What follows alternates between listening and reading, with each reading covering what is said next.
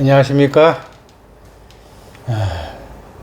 찻사발 이야기의 여여 심동균입니다. 일주한 안녕하셨습니까.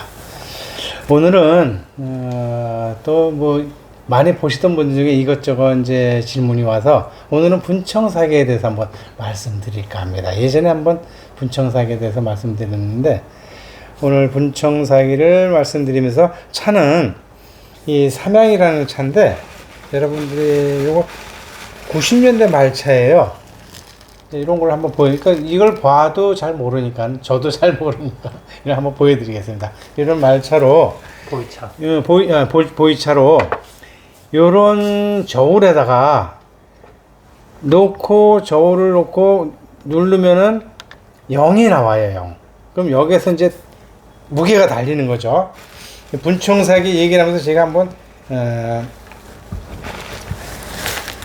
보이차를 세차해서 우리가 우려서 먹는 것까지 한번 해보겠습니다. 이런 칼이 아니고 요게 이제 우리 해괴 시킨다 하죠. 보이차를 이제 끌어내는 게 풀러내는 거죠. 해괴 풀어낸다 이거죠. 그래서 이렇게 해서 손을 항상 닦아야 됩니다. 이 상태에서 제가 보이차를 넣습니다. 몇 g을 넣을 거냐? 이 작은 데다가 제가 보통 초보자들은 3g에서 4g 정도 넣어요. 근데 저는 여기다가 몇 g을 넣을 거냐? 한 7g에서 8g을 넣을 겁니다. 그러면 어떤 정도가 되냐면은 좀 진하죠. 많이 진해요. 이제 차가 숙성이 안 됐다든지 좀 차가 질이 좀 떨어진다든지 하면은 차를 마시기가 굉장히 어려워요. 뜰고 쓰고 진할수록 더 뜰고 쓰죠.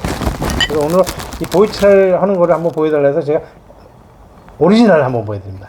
6.8g 7g 더 해볼까요? 한 8g에 맞춰볼까요? 오늘 8.4g 많이 냈습니다. 이 정도면은 8.4면은 일반인들이 먹는 거에 2배가 넘죠. 그람수는.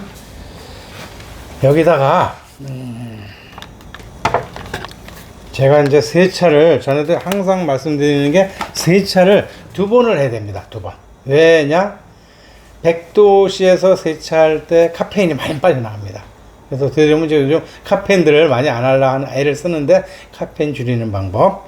그래서 세차를 한번 제대로 쇠주전자에서 합니다. 쇠주전자, 무쇠주전자로 해서 세차를 2번 할 겁니다. 오늘 조금 서둘러서 하다 보니까 조금 준비는 덜 됐는데 조금 덜 됐으면 덜 된 대로 제가 한번 맞춰보죠. 처음에는 요 온도가 좀 작아요. 이제 좀 작은 온도에서 한번 빼보고 그동안에 이제 물이 더 끓어요. 끓으면은 물이 끓는 대로 또 한번 해보고 이렇게 해서 요 물은 보통 찻잔을 헹구는데 이렇게 해서 찻잔을 헹구는데 쓰기도 해요. 그리고 요 물로 또 자사오를 양호시키는 데도 쓰고요. 양질도 쓰죠. 조금 늦게 하다 보니까는 여기다 주전자에다 물을 끓여서 여기다 옮깁니다. 그러면은 이제 무쇠에서 철분 성분이 나오기 때문에 차를 순하게 하고 맛을 더 좋게 합니다. 이런 식으로 해서 쇠 주전자에서 바로 따르는 거죠. 그래서 어떤 분들은 이거를 오른쪽에 갖다 놓으시는 분들이 있어요. 그럼 이걸로 오른쪽에 따르고 여기서도 오른쪽 따르고 전부 오른쪽을 써요. 오른손잡이다 보니까. 근데 그렇게 아니고 무거운 걸 왼쪽에 쓰시고 좀 가벼운 거 오른쪽 쓰시고 해서 왼쪽 오른쪽 손을 다 사용하시면은 굉장히 편리하답니다. 이걸 한번 오늘은 좋은 팁이죠. 이거 요거를 꼭 해도 되고 안 해도 되고. 근데 이제 그 부스러기가 깔끄럽다 해요. 그래서 되도록이면 맞춰서 쓰죠. 저희 같은 경우는 많이들 마시는 분들은 안 쓰는 경우도 많아요.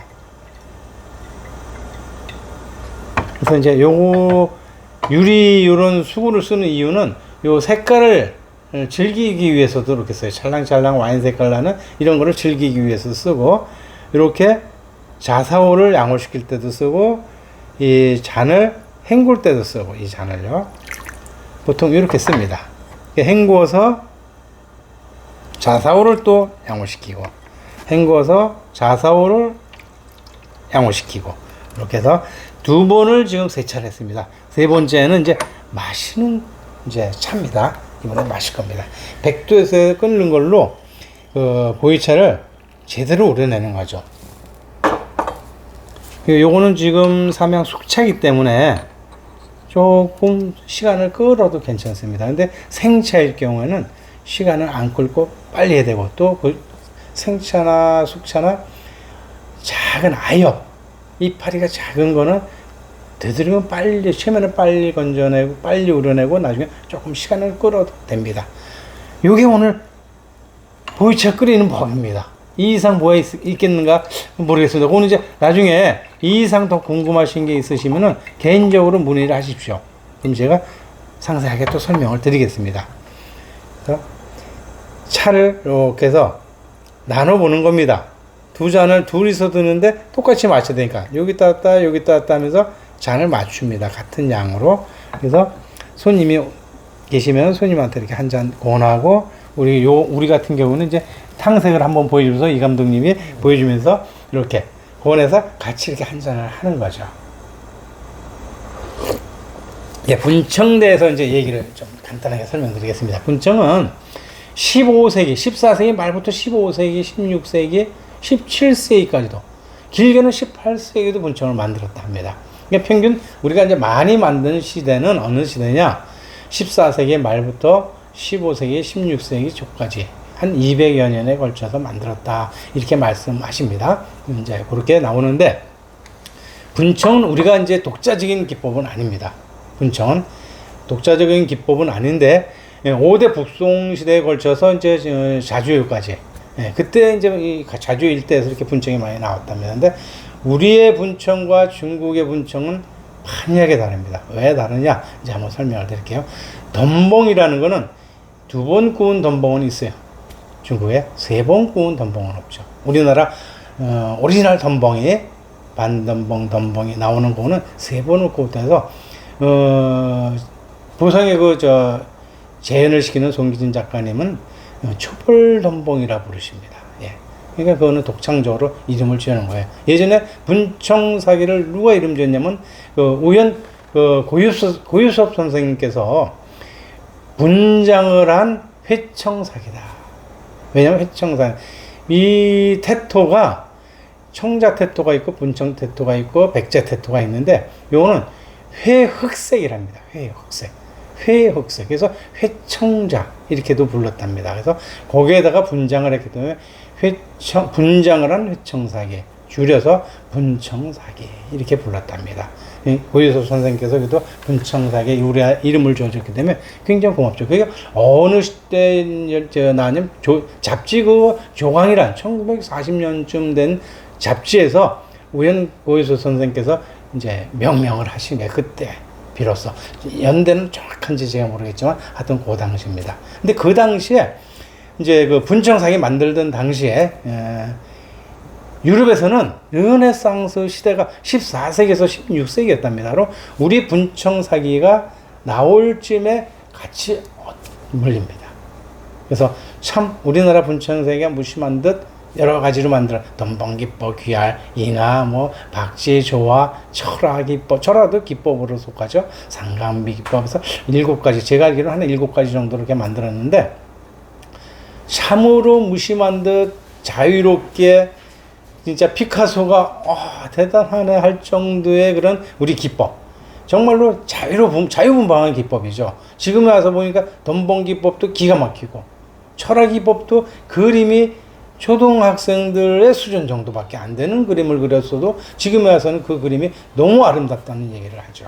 그래서 여러분들이 우리나라의 그 분청사기, 그냥 분청사기를 분청으로 이렇게 줄여서도 말을 합니다. 그럼 알아들어야죠. 사기 안 붙었다고 분청사기 해야 돼 꼭 그런 건 아니지만, 분청에도 이제 분청사기라는 말입니다. 박쥐하면 박쥐 기법을 얘기하듯이, 덤벙이면 덤벙 기법을 얘기하듯이 이제 그렇게 얘기되는 거고, 그나마 그래도 고유섭 선생님께서 우리의 그 분청사기의 이름을 명명해 줬다는 거 참 고마워해야 되고, 우리가 이제 분청사기라면 이렇게 귀할 기법 있죠. 귀할. 붓으로 돌린 거예요. 빗자루로 돌리든지 붓으로 돌리든지 풀로 분을 발라서 돌리듯이 이렇게 돌린 건데, 참으로 이게 무슨 그 정교한 기법이 아니에요. 그냥 마구제비한 것처럼 보여요. 근데 여기서 아름다움이 보인다는 거예요. 요즘 예술가들이 그림을 정교하게 안 한다니까. 그러듯이 이렇게 기가 막혔어요. 이걸 왜 이렇게 했느냐? 아이고, 큰일 날 뻔했네.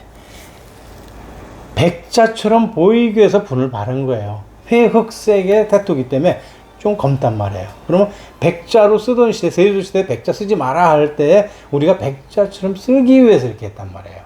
그래서 분을 바르고 덤벙을 하고 여러 가지 그림을 그리고 또 철화로 그 허옇게 만드는 거 철화로 그림을 그리고 했어요. 그런 걸 보고 우리는 정말로 예술이다. 우리나라 대한민국이 분청사기에 대단한 매력을 가진 나라다. 그래서 어느 나라 도자기를 하시는 그 작가님들도 우리나라의 그 분청사기는 무시를 못하는 게 확실하다. 자부심을 가지시기 바랍니다.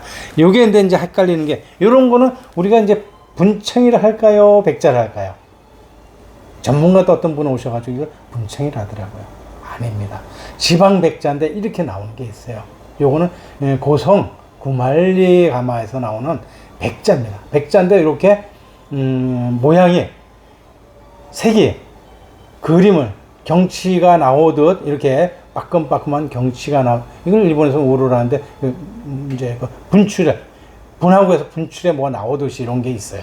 이런 것도 분청처럼 이렇게 만들어져서 남들이 보면은 분청이라는데 분청이 아닙니다. 백자도 이런 백자가 있다는 얘기예요.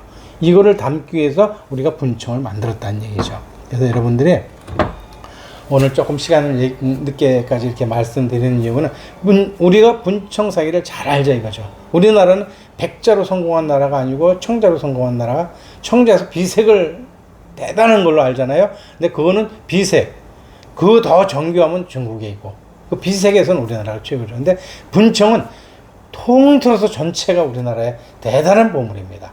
여러분 우리 한번 더 분청사기의 나라로서 더 한번 긍지를 갖고 이렇게 사시기를 바랍니다. 예, 여러 가지 말씀 이렇게 드렸는데 오늘 굉장히 한 2시간, 3시간에 할 얘기를 막 10분, 20분 이 사이에 하려니까 굉장히 바쁩니다.